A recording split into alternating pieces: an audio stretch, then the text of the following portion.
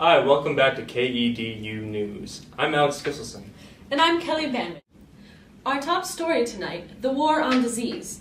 The World Health Organization has finally included second-line tuberculosis treatments on its list of essential drugs. This means more people can be treated for lower prices. We have Dr. Paul Farmer live on Skype to discuss this new development. Dr. Farmer, how are you today? I'm a little tired, but just fine, thanks. Tell me about the situation in Haiti with tuberculosis. Well, it's a great day for tuberculosis treatment. You know, this addition has caused the prices of the drugs to fall. It has caused a lot more people to be treated for a lower price. Now, tell us about multi-drug resistant tuberculosis. I have data here that shows you can treat significantly more people with regular tuberculosis as opposed to only a few for the same money with multi-drug resistant tuberculosis. Why focus on only a few when you could save so many? Well, I find it hard to believe that one person's life isn't worth the effort and cost of saving it. On a more technical note, MDR-TB is highly contagious. If it's not addressed now, it'll never be stopped.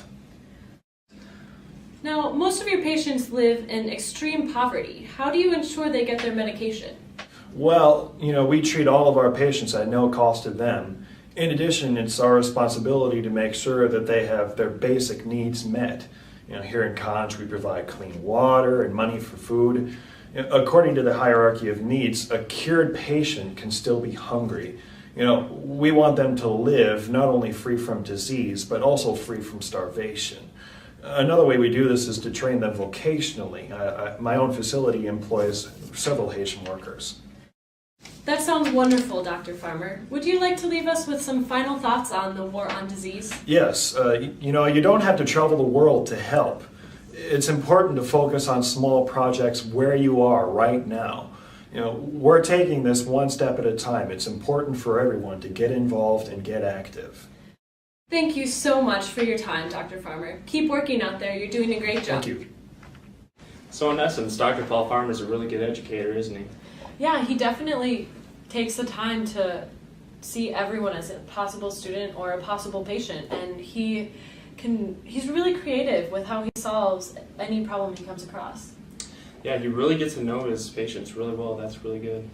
I think his expert knowledge is very, very valuable, especially in Haiti, and even with that expert knowledge, his pedagogical knowledge is fantastic. He can really help the people who don't know as much about disease as he does.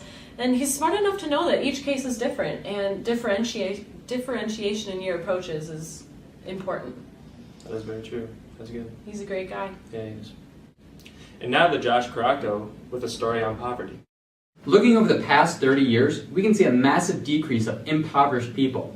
Looking at statistics back from 1949, poverty was at 39.7% of our population. This number decreased going into 1969 by 25.3%. This brings us down to 14.4%.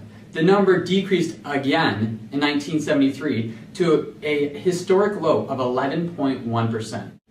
How do these statistics correlate to our modern era?